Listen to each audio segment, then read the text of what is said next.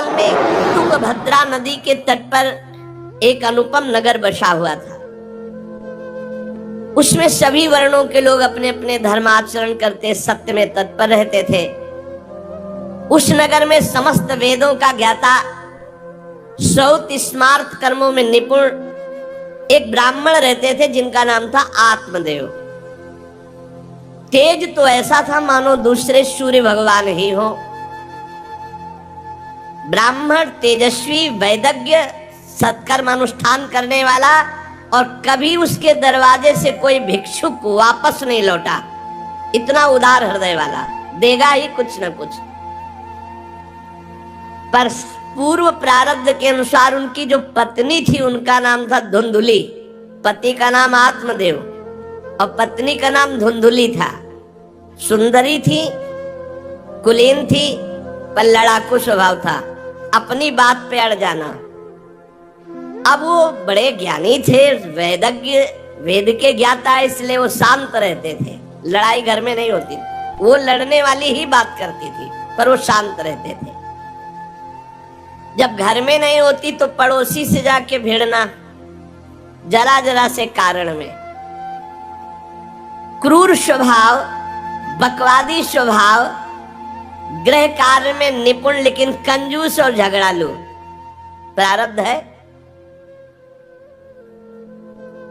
भोग विलास की कमी नहीं थी, खूब संपत्ति थी, घर बढ़िया सुंदर, परंतु सुख नहीं था। क्योंकि जब आत्मदेव घर में आते तो बस उपद्रव, लड़ाई झगड़ा, सब बड़ा नरक समझो। जिसकी घर में अशांति हो, झगड़ा होता, बड़ा नरक है। चैन से नमक रोटी खाए, प्यार से जीवे तो गृहस्थी धन्य। और खूब बढ़िया सब व्यवस्थाएं हैं, पर कलह, अशांति, मन नहीं मिल रहा एक दूसरे, ये बहुत धीरे धीरे अवस्था डल गई। कोई संतान ही नहीं हुई। बड़े बड़े पुण्य कर्म किए, खूब दान पुण्य किया, लेकिन संतान नहीं हुई। अब वो ब्राह्मण बड़े चिंतातुर हुए आत्मदेव की, जिसके संतान न हो तो फिर उसको पिंडदान कौन करेगा। गृहस्थी में विचार होता, कुल परंपरागत चलाने वाला तो कोई होना चाहिए। अब वो बड़े चिंतातुर हुए, हर उपाय करके हार गए थे। तो एक दिन उनके मन में आया, एकांत जंगल में चलते हैं और अपने प्राणों को त्याग देते हैं।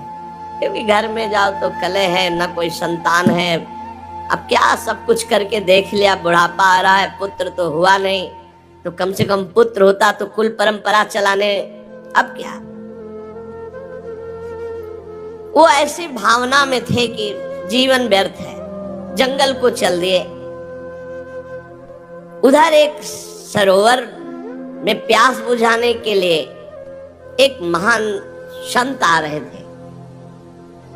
जब कोई धर्मात्मा पुरुष दुखी होता है तो भगवान अव्यक्त रूप से संतों से मिला देते हैं। वो सन्यासी महात्मा थे। ब्राह्मण देखा कि वो जब जल पी चुके तो जाके साष्टांग दंडवत किया, शास्त्रों का ज्ञान था, हाथ जोड़कर खड़े हो गए। ये लंबी लंबी सांसें खींच रहे हो, उदास खड़े हो, दुखी दिखाई दे रहे हो। देखने से तो लगता है कि तुम ब्राह्मण हो, क्योंकि तेजस्वी हो। क्या चिंता है तुम्हारी जो तुम जल्दी जल्दी श्वासें खींच रहे हो लंबी और दुख प्रकट कर रहे हो। ब्राह्मण ने कहा, महाराज आखिरी उपाय आप हैं।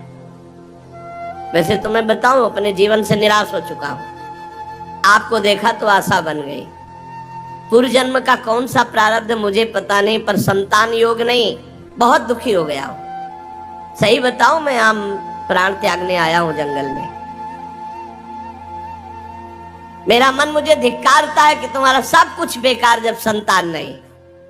और यहां तक कि मैं जिस गाय को पालता हूं वो भी बछड़ा नहीं देती। यहां तक कि जो पेड़ लगाता हूं उसमें भी फूल फल नहीं आते।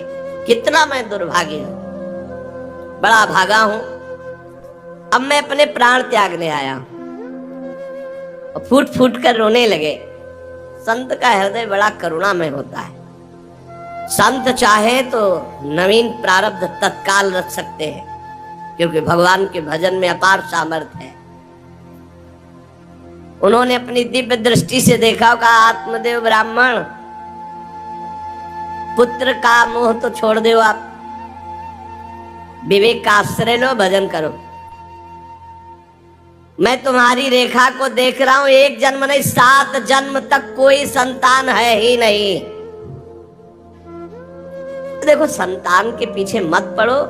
राजा सगर, महाराज अंग, बड़े बड़े संतान में बहुत दुख भोगे हैं। अब तुम भजन करो, जंगल में निकल आए, भजन करो, संतान की आशा छोड़ो। ब्राह्मण ने कहा कि मुझे उपदेश नहीं, ये उपदेश नहीं, सब पढ़ाऊं, मुझे पुत्र चाहिए, पुत्र देव नहीं, मैं आपके सामने अभी प्राण त्यागता हूं, मुझे पुत्र चाहिए। ब्राह्मण का ऐसा आग्रह देख करके सन्यासी जी ने कहा कि देखो, विधाता के लेख को कोई मिटा नहीं सकता, चित्रकेतु का चरित्र पढ़ के देख लेना। दैव जिसके उद्योग को कुचल देता है वो सफल नहीं होता है। तुम्हें पुत्र सुख नहीं है। उन्होंने कहा फिर हम कह रहे हैं बस अब पुत्र का आशीर्वाद दे ही दो, नहीं तो प्राण त्याग देंगे आपके सामने। सन्यासी जी ने देखा है तुम मानने ही वाले नहीं, तो उन्होंने योग बल से एक फल प्रकट किया, तपोबल से, और कहा लो, योग तो नहीं तुम्हारे पुत्र का, पर मैं ये फल देता हूं, अपनी पत्नी को खिला देना, इससे बड़ा ज्ञानी महात्मा पुत्र पैदा होगा। तुम्हारी स्त्री 1 साल तक सत्य, शौच, दया, दान, ब्रह्मचर्य का पालन करे, एक टाइम अन्न खाए, तो और ये फल पाने के बाद 1 वर्ष के बाद ऐसा महापुरुष प्रकट होगा जो तुम्हारा कल्याण भी कर देगा, तुम्हारे पितरों का भी उद्धार कर देगा। वो योगी राज सन्यासी फल दिए। अब तो आत्मदेव बड़े प्रसन्न हुए क्योंकि कामना पूर्ण हो गई। फल लेकर आए धुंधुली, उनकी पत्नी थी जो लड़ाकू स्वभाव की, बड़ा क्रूर स्वभाव, दुष्ट स्वभाव, वैसे ही क्रूर स्वभाव था। आके कहा हो भाग्य, एक सन्यासी मिले, वो फल दिए, और उन्होंने नियम बताया है कि 1 साल तक सत्य बोलोगी, पवित्र रहोगी, दूसरों को दान करोगी, एक समय तुम अन्न खाओगी, और बहुत शुद्ध स्वभाव वाला महात्मा बालक पैदा होगा, ये फल खा लो। तो उन्होंने कहा कि फल तुरंत थोड़ी खाया जाता, नहा धो के बड़े पवित्रता से खाया जाता, लाओ और जाओ, आप निश्चिंत रहो। बोलने अगर हमारे सामने तुम्हें विश्वास नहीं, डरते भी थे, घर के बाहर हो गए। अब वो कुटिल स्वभाव की थी, क्रूर स्वभाव की। उन्होंने अपनी बहन को बुलाया और रो रो के कहने लगी कि बहन मुझे बड़ी चिंता हो गई, समस्या आ गई। क्या? बोले पंडित जी जो है फल लाए हैं, फल से गर्भ रह जाएगा। पहले तो नियम बता गए हैं कि 1 साल तक झूठ नहीं बोलना, पवित्र रहना है, और दूसरों को दान देना, एक समय अन्न खाना है। अब हम तो बड़ी भयभीत हैं कि जब पेट में गर्भ बढ़ेगा तो भोजन कम हो जाएगा, पेट बढ़ेगा तो भोजन कम हो जाएगा। ये तो मैंने कर नहीं सकती क्योंकि 3 बार तो हमको अच्छा भोजन चाहिए, पंडित जी का 1 बार खाना, ये तो हो नहीं सकता। अच्छा, गर्भ बढ़ा, पेट बढ़ा, खाया पिया जाएगा नहीं, बहुत परेशानी उसमें लगेगी। और कहीं दैववश से अगर डाकू आ गए तो भाग भी नहीं पाऊंगी। चलो डाकू ना आए, कहीं आग लग गई घर में, तब तो हम जल के मरी जाएंगी क्योंकि गर्भ पेट में, ये तो हमसे नहीं। और फिर गर्भ निकलते समय सुना बहुत कष्ट होता है, ये सब हमसे नहीं होने वाला। देखो एक क्रूर स्वभाव की नकारात्मक सोच। और कहीं प्रसव काल में गर्भ टेढ़ा हो गया तो हम तो मरी जाएंगे, ये तो हमसे नहीं होगा। अगर गर्भ हमारा बड़ा होने लगा और घर में ननद आ गई तो सब माल मता समेटती रहेगी, हम तो कुछ लड़ ही नहीं पाएंगे क्योंकि लड़ने लायक नहीं रहेंगी। ये सब विचार करके उसका, ये सब हमसे नहीं होने वाला। तो उनकी बहन ने कहा सोच क्यों करते हो? ठीक इसी समय हमें अनुभव हुआ है 2-4 दिन में, इसी महीने में, कि हमारे पेट में है। तुम हमारे पति को धन दे देना और गर्भवती का नाटक करो, जब हमारे बच्चा होगा हम तुम्हारे यहाँ पहुंचा देंगे, हम अपने यहाँ शोरगुल कर देंगे, बच्चा मर गया, कौन देखने आता है। और पति को पैसा दे देना। हाँ, ये तो बढ़िया बात रही, बढ़िया विधान बन गया। जैसे को तैसे मिले तो बढ़िया विधान बन गया। तू गर्भवती का नाटक कर आज से कि फल पा लिया और मैं गर्भवती हो गई,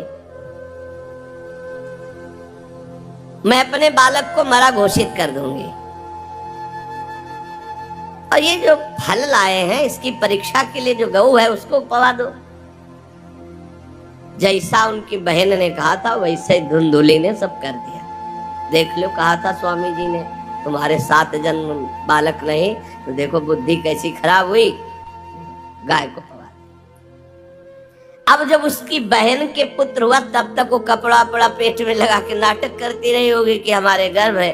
फिर एकदम घोषणा कर दी जब वो पुत्र रातों रात पहुंच गया कि हमारे संतान हो गई।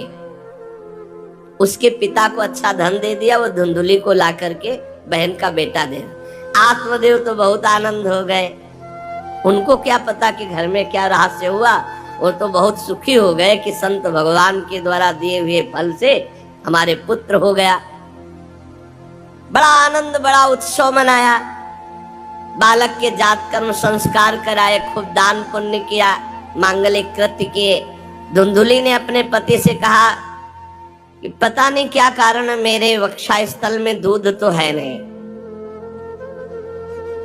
और अभी नया बालक है, बिना माँ के दूध के जीवित नहीं रहेगा, तो हमारी बहन के बालक हुआ था पधार गया है, उसको बुला ले क्या? अरे उन्होंने कहा बिल्कुल बुलाओ, हम और पैसे देंगे, स्वागत करेंगे, हमारा बच्चा पुष्ट होना चाहिए। बहुत बुद्धि लगाते हैं क्रूर स्वभाव के लोग, कैसा एकदम फिट कर लिया विधान। अब उसको बुला लिया बालक का पालन पोषण करने के लिए पैसे के बाद, और वो असली माँ तो वही है ही है। पुत्र की रक्षा के लिए जो जो कहा आत्मदेव ने वो सब स्वीकार कर लिया। 3 महीने इस बालक के व्यतीत होने के बाद, उन्होंने कहा था 1 साल बाद होगा। 3 महीने व्यतीत होने के बाद गौ के बच्चा हुआ मनुष्याकार, केवल कान गौ के, पूरा मनुष्याकार, सर्वांग सुंदर, दिव्य तेजोमय, स्वर्ण की सी कांति, क्योंकि वो योगी के तप का। ब्राह्मण देवता नाच पड़े कि भगवान जब दिए तो कितना आनंद, घर में भी बच्चा, गौ के भी बच्चा ही हुआ। खूब संस्कार करके मंगल दान, बड़े प्रसन्न हैं। सब लोग कहते हैं आत्मदेव का देखो कैसा भाग्य बदला कि घर में भी पुत्र हुआ, गौ के भी पुत्र हुआ, बछड़ा नहीं, केवल कान भर। कैसे आश्चर्य की बात, दिव्य बालक उत्पन्न हुआ। पर इस गुप्त रहस्य का किसी को पता नहीं। आत्मदेव ने देखा कि बालक पूरा मनुष्याकार, केवल कान, गाय के तो नाम रखा गोकर्ण। और धुंधुली ने किसी शास्त्रीय पद्धति से नहीं, अपनी पद्धति से, हमारा नाम धुंधुली तो हमारे लड़के का नाम होगा धुंधकारी, उसका नाम रखा धुंधकारी। कुछ काल व्यतीत हुआ, दोनों जवान होने लगे। गोकर्ण में पूर्ण वैदिक सिद्धांत, धर्म पूर्वक, बड़े ज्ञानी महात्मा, और धुंधकारी पूर्ण दुष्ट। शौचाचार का तो नाम भी नहीं था पवित्रता का धुंधकारी में। खान पान पशुओं वाला, क्रोध नाक में चढ़ा, गंदी वस्तुओं से प्यार करने वाला, बहुत ही गंदा स्वभाव। चोरी बचपन से, द्वेष, पीट देना, लड़ाई करना, ये उसका चलते स्वभाव। दूसरों के खेती में आग लगा देना, घरों में आग लगा देना, गौशाला में आग लगा देना। जैसे किसी का बालक खेल रहा है, आसपास देखा कोई, उठाया कुएं में फेंक दिया। बड़ा दुष्ट स्वभाव। और बड़ा हुआ हिंसक स्वभाव, अस्त्र शस्त्र धारण करके, जैसे कोई अंधा जा रहा है तो आओ बाबा तुम्हें रास्ता बता दे, कुएं में जाके ढकेल देता है। बहुत ही गंदा स्वभाव, दुष्ट स्वभाव। अब वो शिकार करने लगा पशुओं का और मांस खाने लगा। जहां आत्मदेव कितनी पवित्रता से वहां दुष्ट कितना। अब धीरे धीरे व्यभिचार करने लगा, वैश्याओं से संपर्क रखने लगा। संपत्ति थी ही, सारी संपत्ति वैश्याओं को। एक दिन पिता ने कहा आत्मदेव ने कि तुम्हारे आचरण इतने आसुरी प्रभाव के, हमें लगता है कि तुम हमारा सर्वनाश करने के लिए प्रकट, ये क्यों करते हो? तो खूब गिरा गिरा के मारा आत्मदेव को। सन्यासी की बात अब याद आई कि तुम्हारे भाग्य में पुत्र सुख नहीं है, खूब मारा आत्मदेव को। जब इतनी जोर से मार रहा था तो थोड़ी तो दया आई कि पति है, बचा ले। तो धुंधुली गई, तो फिर धुंधुली की दम जम के पिटाई की। अब वो तो राक्षसी स्वभाव, और घर के जितने जेवर बर्तन सब उठा के बेच दिए वैश्यागामी। अब जब सारी संपत्ति स्वाहा, खाने को भी नहीं, तो धुंधुली बैठ के रोती। दुष्टता की ना, पति ने जब तुम्हें एक दिव्य फल दिया था, खाना चाहिए था। मैं कहाँ जाऊं, कौन मेरा सहयोग करे? बड़ी विपत्ति, बड़ा दुख, न खाने को न पीने को, अतरे दिन पिटाई करता धुंधकारी, आत्मदेव की भी और धुंधुली की भी। पिता बैठ के रो रहे थे। मैं सन्यासी की बात मान जाता तो गोकर्ण जी आए और उन्होंने कहा पिताजी, आप जैसे विद्वान पुरुष को ऐसा शोक करना उचित नहीं। तुम शास्त्र के ज्ञाता हो, तुम्हें चाहिए कि संसार की असारता का तो थोड़ा विचार करना हो। ये दुख रूपी मोह में फंसकर आप एक अज्ञानी पुरुष की तरह रो रहे हो, पिट रहे हो। पिताजी, क्या शास्त्रों में नहीं पढ़ा पुत्र किसका, धन किसका, पत्नी किसकी, शरीर किसका? ये मोह के कारण अज्ञानी जन रात दिन दीपक की तरह जल रहे। पिताजी, न सुख इंद्र को है, न चक्रवर्ती राजा को है। सुख है तो एकांत में भगवान का भजन करने वाले को है। ये देखो गोकर्ण, ये मुंचा ज्ञानम प्रजारूपम मोह तो नरके गति। ये नरक जाने वाली बात, पुत्र के मोह में फंस करके आप छोड़ो इसे, आपका शरीर नष्ट हो जाएगा। इसलिए मेरी प्रार्थना मानो, आज से निकलो घर से और वन में जाओ, भगवान का चिंतन करते हुए जीवन व्यतीत करो। गोकर्ण जी के वचन सुनकर आत्मदेव वन में जाने के लिए तैयार हो गए। उनका बेटा, आज तक तो कभी वन में तपस्या भजन किया नहीं, बड़ा शरीर से राग है, क्या करूं, कैसे भगवत प्राप्ति करूं? संत समागम कभी व्यर्थ नहीं होता। देखो, संत समागम का फल है गोकर्ण जी। हे पिताजी, शरीर से मैंपन छोड़ दीजिए और शरीर संबंधियों से मेरापन छोड़ दीजिए और भागवत धर्म का आश्रय लेकर संत समागम कीजिए। सदैव संतों की सेवा, भगवत सेवा, नाम जप, लीला कथा, श्रवण गायन, इसी से भगवत प्राप्ति हो जाएगी। बस उसी समय गोकर्ण को मन से प्रणाम करके कि भगवान गुरु रूप से इसी रूप में आकर मुझे उपदेश दे रहे, उसी समय आत्मदेव जी ने तो घर छोड़ दिया और वन की यात्रा की।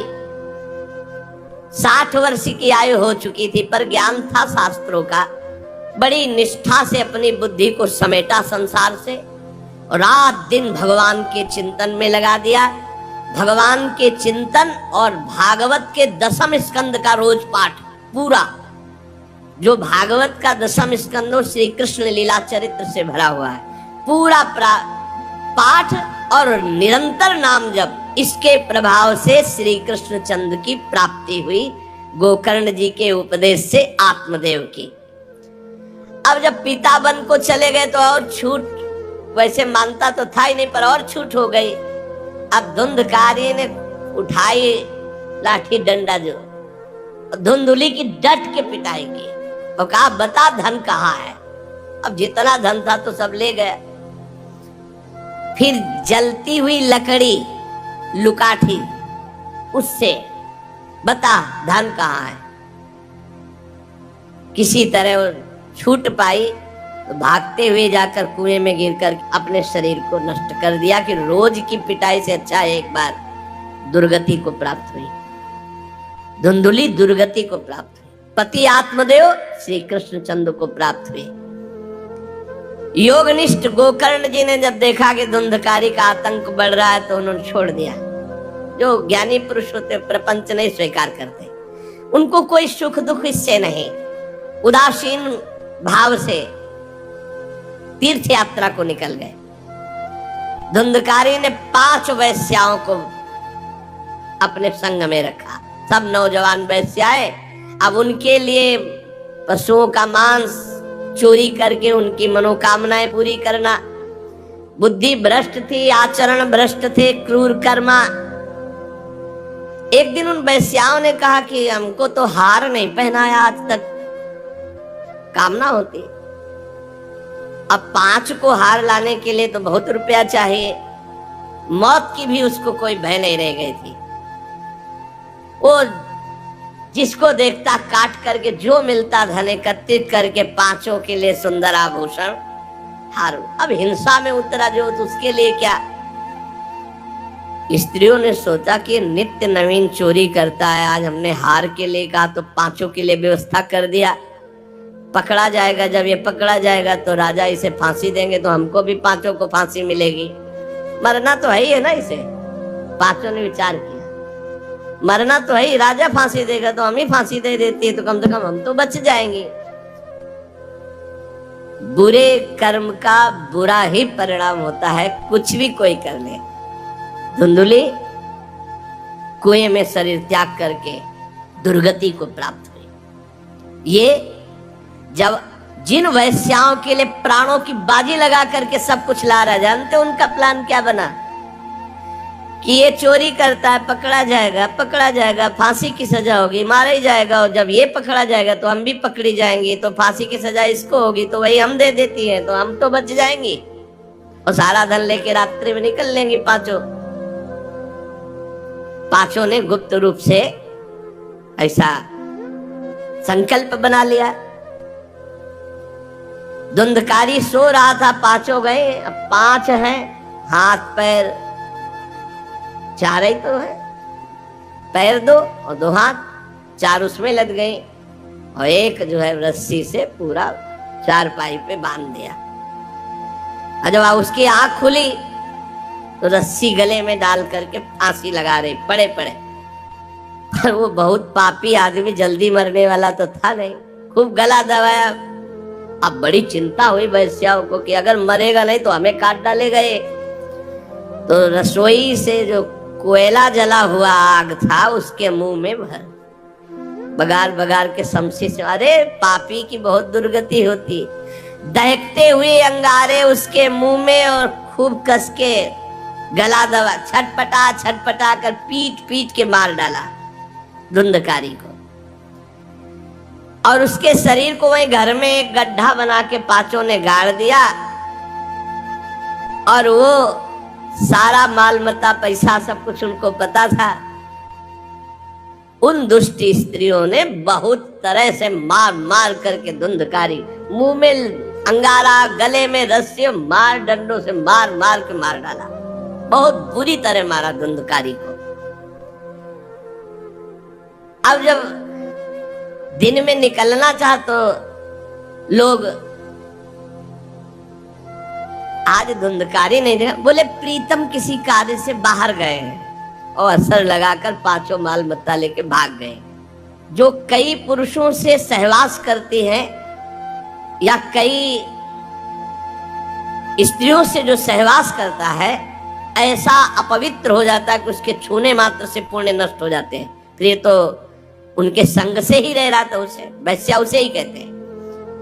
उन वैश्याओं के संग से सारे सुकृत नष्ट हो चुके थे, महान पाप का स्वरूप हो गया था और वो सब भाग चुकी थी। तो धुंधकारी को भयंकर प्रेत योनि की प्राप्ति, प्रेत योनि, भयंकर प्रेत योनि। अब वो बवंडर रूप, जो चक्रवात जैसे बवंडर देखते हो ना, वो रूप धारण करके 10 दिशाओं में भटकता। और प्रेत को स्वयं से पानी पीने के लिए कोई सुविधा नहीं। ऐसा नहीं नदी के किनारे रह रहा तो पानी पी लेगा, वो किसी को पकड़ेगा तब उसके द्वारा जो उसको पानी पिलाया जाएगा वो उसको मिलेगा।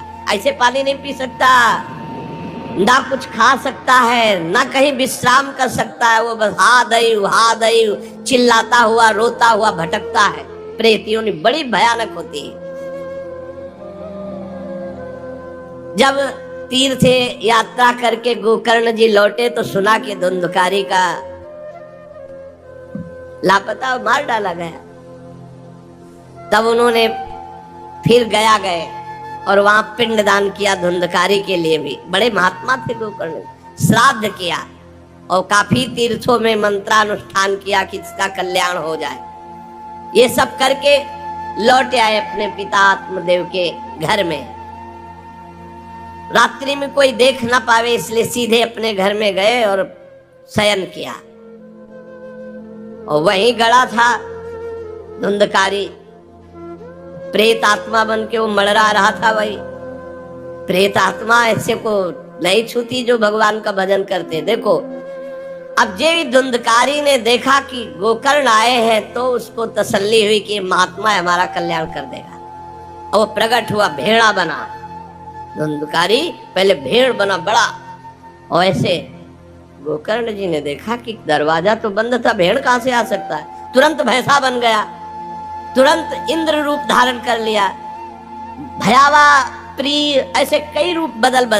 तब उन्होंने कहा ये विपरीत अवस्था, इसका मतलब ये प्रेत है। क्योंकि ऐसी विपरीत निंदनीय और बंदनीय दोनों रूप धारण कर रहा है, दुर्गति को प्राप्त हुआ प्रेत आत्मा है। वो डरने वाले तो थे नहीं, ज्ञानी महात्मा थे। गोकर्ण ने कहा कौन है तू? प्रेत है, पिशाच है, राक्षस है, क्या है ये? क्या नाटक कर रहा है? कभी भेड़ बनता है, कभी भैंसा बनता है, कभी इंद्र बनता है, कभी ये रूप। कौन है तू? ये अधोगति को प्राप्त कैसे हुआ तू? गोकर्ण जी डरे नहीं। अगर सच्चा महात्मा न हो तब तो भयभीत हो जाए। गोकर्ण जी सच्चे महात्मा है। अब वो चिल्ला चिल्ला के केवल रो रहा, एक शब्द भी नहीं बोल पा रहा। तो गोकर्ण जी समझ गए अधिक पाप होने के कारण ये बोल नहीं सकता। तब अंजलि में जल लिया और कई मंत्रों का जाप किया और फिर उसके ऊपर फेंका। जे भी फेंका तब बोल पाया, भैया मैं आपका भाई धुंधकारी हूं, बचा लो, मेरी भारी दुर्गति हो गई। मैं तुम्हारा भाई हूं, मैं धुंधकारी हूं। अब मुझे बहुत कष्ट हो रहा, पश्चाताप हो रहा, मैंने सब कुछ नष्ट कर दिया, धर्म भ्रष्ट पापाचारी। अब मेरी बड़ी दुर्गति है। उन कुलटा वैश्याओं ने मुझे तड़पा तड़पा करके मारा है।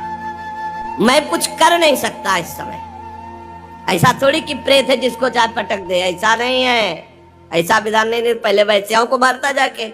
मैं कुछ कर नहीं सकता, प्रेत योनि में पड़कर दुर्दशा भोग रहा हूं। अब दैवश केवल वायु से जीवित हूं, बहुत प्यासा हूं, भूखा हूं, पर नहीं खा सकता, नहीं पी सकता।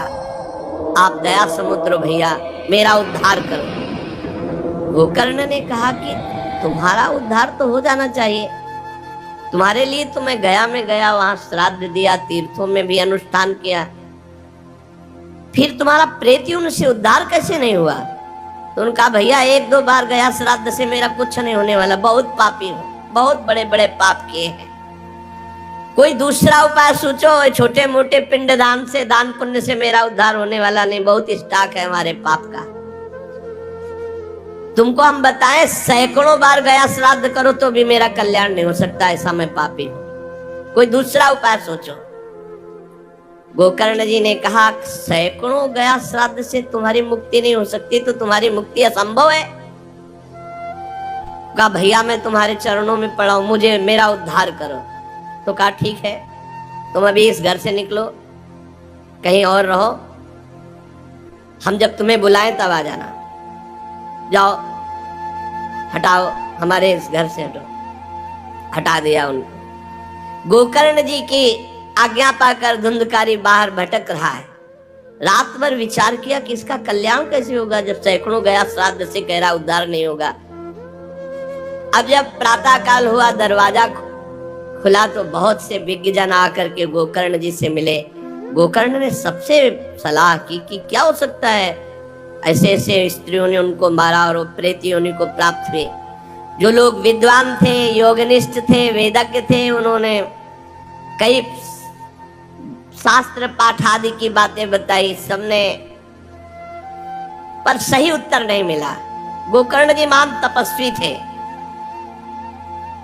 गोकर्ण जी ने प्रातः काल स्नान करके अर्घ दे रहे थे, बोले औरों से क्या पूछना, सीधे सूर्य भगवान से पूछे। मंत्र का उच्चारण करते हुए सूर्य भगवान को स्थगित कर दिया, रोक दिया।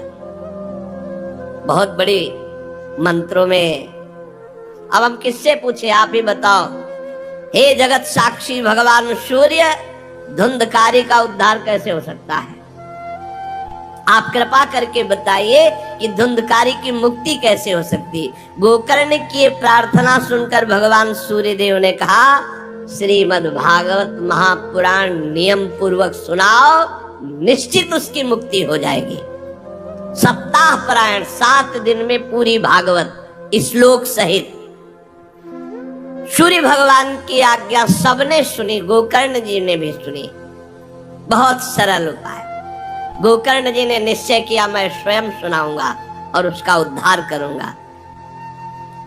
अब तो कथा का समय निश्चित किया।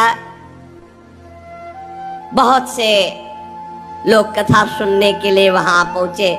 जब सुना कि भगवान की कथा सब पापों का नाश कर देती है, तो बहुत से लोग, पापी पुण्यात्मा जो भी, सबको बैठने की उचित व्यवस्था की गई। एक 7 गांठ का बांस जो सीधा था, आवाहन किया धुंधकारी का और कहा, इस पे बैठ जा, तू भी कथा सुन। तो सीधे 7 गांठ के बांस पर धुंधकारी जा करके बैठ गया, छिद्र में वायु रूप होकर, क्योंकि बाहर कहीं स्थित नहीं रह सकता, चलायमान तो बैठना है। गोकर्ण जी ने एक वैष्णव को मुख्य श्रोता बनाया और प्रथम स्कंद से स्पष्ट स्वर में कथा सुनानी प्रारंभ की, श्लोक और अर्थ। सायंकाल को विश्राम दिया तो एक बड़ी विचित्र बात हुई। सभासदों के देखते देखते बांस में तड़ तड़ की आवाज हुई, एक गांठ फट गई। दूसरे दिन कथा हुई, दूसरी गांठ, तीसरे दिन तीसरी गांठ, 7 दिनों में 7 गांठें फाड़ करके धुंधकारी परम पवित्र दिव्य रूप, भगवत पार्षद रूप धारण करके प्रकट हो गया। धुंधकारी का श्याम वर्ण पीतांबर धारण के, तुलसी की माला, सिर पर मनोहर मुकुट, कानों में कमनी कुंडल, सामने आकर गोकर्ण को प्रणाम किया और कहा, भाई अब मैं भगवत पार्षद बन गया, प्रेत योनि से मुक्त। 7 दिन में भयंकर पापात्मा धुंधकारी श्री भगवान की चर्चा सुनने के कारण भगवत स्वरूप हो गया। ओहो, कितना प्रेत पीड़ा मैं सह रहा था, एकमात्र श्री कृष्ण चंद्र की लीला कथा सुनने मात्र से मैं भगवत स्वरूप हो गया हूं। भैया, मैं कैसे आपका उपकार करूं? मैं निंदनीय से निंदनीय पाप कर्म करने वाला कैसा उज्जवल स्वरूप प्राप्त कर लिया। भला मोह पूर्वक लालन पालन करने वाले शरीर को जो हष्ट पुष्ट करते हैं, उन्होंने भगवान का नाम जप नहीं किया, चर्चा नहीं सुनी, तो जीवन किस काम का? इसके पोषण के लिए पाप कर्म कर रहे हो और वृद्धावस्था आने वाले परिणाम में दुख, रोगों का दुख, भोगों की कामना का दुख, क्या क्या दुख, इसकी क्या गति होगी? गाड़ दिया जाएगा या जला दिया जाएगा। ऐसे मनुष्य शरीर को प्राप्त करके भगवत प्राप्ति नहीं की तो जीवन व्यर्थ चला गया। अरे जो अन्न प्रातः काल पकाया जाता है, दूसरे दिन सड़ जाता है, उसी अन्न से इस शरीर का पोषण होता है, 6 घंटे में मल बना के निकाल देता है। ये शरीर कहीं अविनाशी है क्या? नाशवान शरीर है। जो लोग भगवान की कथा से वंचित है, भगवान का नाम जप नहीं करते, वो बुदबुदे जीवों में मच्छरों के समान जीवन उनका है, जन्मे मरे किस काम के। भला देखो, जिस बांस में मैं बैठा था तो बांस की गांठ फट गई, क्या भगवान की कथा सुनने पर चित्त की गांठ नहीं नष्ट हो जाएगी, जड़ चेतन की ग्रंथ? इसलिए धन्य है वो जो भगवान की कथा सुनने में अपना समय व्यतीत करते हैं। धुंधकारी ऐसी बातें कह रहा था, सबने देखा जय घोष करते हुए नमो नमः, और एक दिव्य विमान आया। भगवान वैकुंठ नाथ के पार्षद, मंडलाकार तेजो में विमान, और सबके देखते देखते कहा धुंधकारी आओ, और वो दिव्य पार्षद रूप विमान पे चढ़ा। जब विमान पे चढ़ के जाने लगा तो गोकर्ण जी ने रोक दिया, रुको, ये क्या? कथा तो शास्त्रों लोगों ने सुनी, तो आपको शास्त्रों विमान लाना चाहिए और सबको बैठाल कर ले जाना चाहिए, क्योंकि हमारे सुनाने में कोई भेद नहीं था और ये सुन भी सब ध्यान से रहे थे। तो भगवत पार्षदों ने कहा आपके सुनाने में कोई भेद नहीं था, पर सुनने में भेद हो गया है, श्रवण भेद हो गया। ये उपवास करके बिना कुछ खाए पिए रात दिन कथा का ही चिंतन करता रहा, मनन करता रहा, इसके कारण इनको भगवत पार्षद रूप मिला जा रहे। और ये कथा सुना भर है, मनन नहीं किया, मनन विषयों का हुआ, इसलिए ये विमान पे नहीं। ये निराहार रहकर 7 दिन में चर्चा सुनता और रात भर उसी का चिंतन करता, उसके प्रभाव से परम पद का अधिकारी हुआ। इसलिए जो मननहीन है, जिनको गुरुवचनों पर विश्वास नहीं है, जो कथा में चित्त की एकाग्रता नहीं है, वो फल भेद हो गया, वो भगवान के दिव्य धाम में एक बार में नहीं जा सकते। गोकर्ण जी आपको तो लेने के लिए स्वयं गोलोक बिहारी आएंगे, यूं कह करके विमान अंतर्ध्यान हो, अर्थात चले गए। गोकर्ण जी ने समस्त श्रोताओं से कहा बिना तुम्हें विमान में बैठा ले मुझे चैन नहीं। सावन के महीना में हम फिर अनुष्ठान करेंगे, सब लोग कथा सुनो और सच्चे नियम से रहो, उसका मनन करो। ऐसा ही किया, सब लोग उपवास करके अल्पाहार करके कथा सुने, और जे ही 7 दिन में कथा की समाप्ति हुई तो भगवान के बहुत से पार्षद विमान लेकर आए, और जितने कथा सुनने वाले थे सबको परम धाम ले गए। और भगवान ने गोकर्ण जी को स्वयं गोलोक बिहारी हृदय से लगाया, जे भी हृदय से लगाते हुए गोकर्ण भगवत स्वरूप हो गए। वही किरीट श्यामवर पीतांबर धारण किए हुए, कुंडल आदि से विभूषित। यहां तक कहते हैं कि उस कथा में सुनने में जो कुत्ते भी बैठे थे, वो भी गोकर्ण जी की दृष्टि पड़ने पर विमान पर बैठकर भगवत धाम को गए। भक्तवत्सल भगवान श्री कृष्ण इतने गोकर्ण जी पर प्रसन्न हुए कि तुमने सबको कथा सुनाकर मंगल अनुष्ठान। इसलिए गोकर्ण जी जिस जिसको चाहा, मालूम कथा सुनकर कुत्ता मनन तो नहीं कर सकता, लेकिन गोकर्ण जी ने मनन किया कि ये कुत्ता भी कथा में बैठा था, इसका भी भगवत उद्धार हो जाए। ये आप इसीलिए आसपास जो है जीव जंतु सब भगवत स्वरूप हो जाते हैं। बड़े बड़े सिद्धों को जो गति नहीं मिलती, भगवान की लीला कथा सुनने से, गोकर्ण जी के प्रभाव से धुंधकारी सहित समस्त श्रोताओं को भगवत धाम की प्राप्ति हुई। शेष चर्चा आगे। श्री राधा वल्लभ लाल की जय।